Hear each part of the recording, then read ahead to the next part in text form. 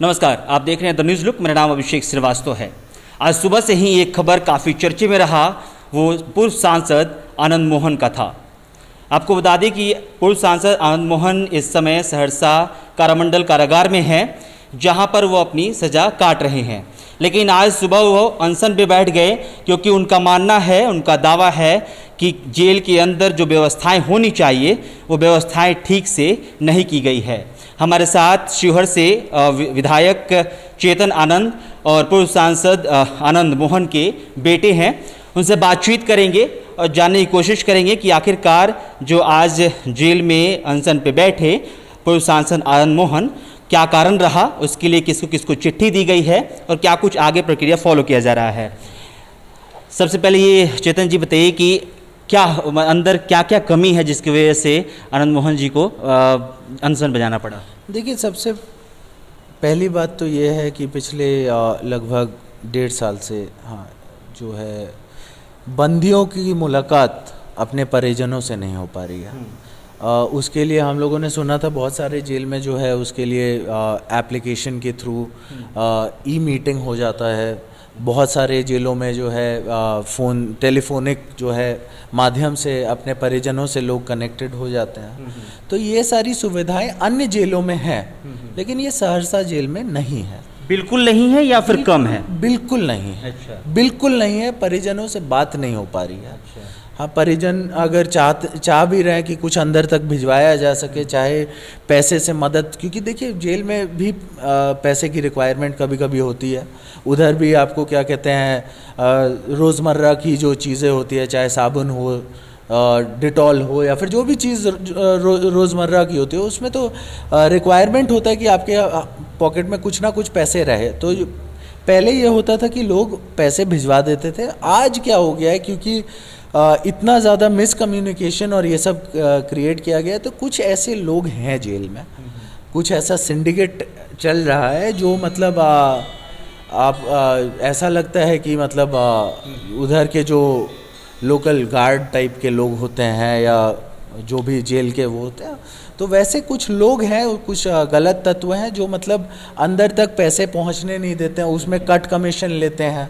हाँ, अंदर पहुंच जाता है उसके बाद उसमें टैक्स लेते हैं। अच्छा। तो ये सारी बातें, और ये ब्लैक इकोनॉमी अलग से उसमें चल रहा है। तो ये सारी बहुत सारी ऐसी ऐसी चीज़ें हैं। अब देखिए, गर्मी का समय है, आदमी को पंखा नहीं मिलेगा, हाथ पंखा नहीं मिलेगा।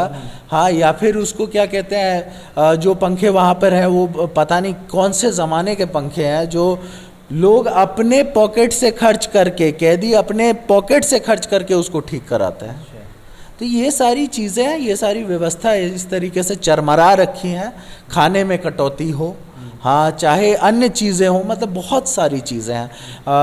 उधर जो है अंदर अच्छे से इलाज नहीं हो पा रहे, लोगों का इलाज नहीं हो पा रहा है। बहुत सारे ऐसे लोग हैं जिनको आँखों का प्रॉब्लम है, वो अंधे होकर के रहना उनको पड़ रहा है।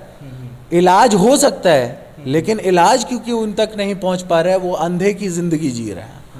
तो ऐसी बहुत सारी चीज़ें हैं जिसके ऊपर जो है सारे कैदी जो हैं बैठ करके, मतलब देखिए, अब आनंद मोहन जी अपने लिए तो नहीं बैठे हैं, सभी लोगों के लिए बैठे हैं। अच्छा। हाँ। जो आपने पैसे की बात कही कि पैसा टैक्स लोग काट लेते हैं। हाँ। तो मैं ये कह रहा हूँ कि पहले डायरेक्टली पैसा दे दिया जाता था। नहीं, पहले होता था कि मतलब आप मिलने जाए और डायरेक्टली पैसा और कुछ पैसा जो है उनको दिया जाए, या फिर उन्हीं का पैसा जो वो लोग कमाते हैं जेल के अंदर। देखिए, जेल के अंदर जब आप दिहाड़ी करते हैं, मजदूरी करते हैं, तो आपको भी पैसा मिलना चाहिए जो जेल आपको देता है पर डे के हिसाब से, वो भी लोगों को नहीं मिल रहा है। अच्छा। तो ये सारी समस्याएं वहाँ से आ रही हैं, और बहुत सारे ऐसे मुद्दे हैं। हाँ, मैं तो कहूँगा 12 मुद्दे हैं। हम लोगों ने तो लेटर देखा है, लेटर मैं आपसे शेयर करवा दूंगा किसी मतलब इसके बाद। तो 12 मुद्दे हैं उसमें, और सारे जो हैं जेन्युइन समस्याएं जो हैं, जो अन्य जेलों में नहीं है लेकिन सिर्फ और सिर्फ सहरसा जेल में। तो ऐसी ऐसी चीज़ें हैं, और इसको लेकर के उन्होंने सुपरिटेंडेंट को भी लेटर लिखा है। उन्होंने सर्कल सुपरिटेंडेंट जो पूर्णिया में बैठते हैं उनको लिखा है, आईजी को लिखा है, माननीय मुख्यमंत्री को भी लिखा है। सभी लोगों तक वो लेटर जो है हम लोगों ने पहुंचाया भी है। हाँ, और हम आशा और उम्मीद यही करते हैं। देखिए, हम पर्सनली अगर थोड़ा बोलें तो मेरे पिता 65 के हो चुके हैं, हमको टेंशन रहता है इस बात का कि मतलब देखिए ये कोई एज नहीं है अनशन पे बैठने का, और ख़ास करके कोरोना काल जो चल रहा है तो उसको लेकर के हम लोग थोड़ा सा ज़्यादा घबराए हुए हैं। हाँ, अपने पिता की चिंता किसी भी बेटे को होगी, हाँ वही थोड़ी सी चिंता हम में है, लेकिन हम ये जान रहे हैं कि इसका तबीयत वगैरह के लेके बोले कि हाँ खराब है या फिर कुछ ऐसा? नहीं, देखिए ऐसा तो नहीं बोला है, लेकिन कोई भी अगर मतलब अनिश्चितकालीन ये चलने वाला है, कितना दिन चलेगा इसका गारंटी हम नहीं ले सकते, लेकिन खुदा ना खास्ता मतलब अगर तबीयत ख़राब हो जाए, हाँ तो उसका रिस्पॉन्सिबल कौन रहेगा, ये बहुत बड़ा क्वेश्चन मार्क है। और दूसरी बात ये है कि हम ये मानते हैं कि क्योंकि ये लेटर लिखा गया है, क्योंकि इस पे जो है अटेंशन लाया गया है, तो इसके ऊपर जल्द से जल्द कोई ना कोई कार्रवाई होनी चाहिए।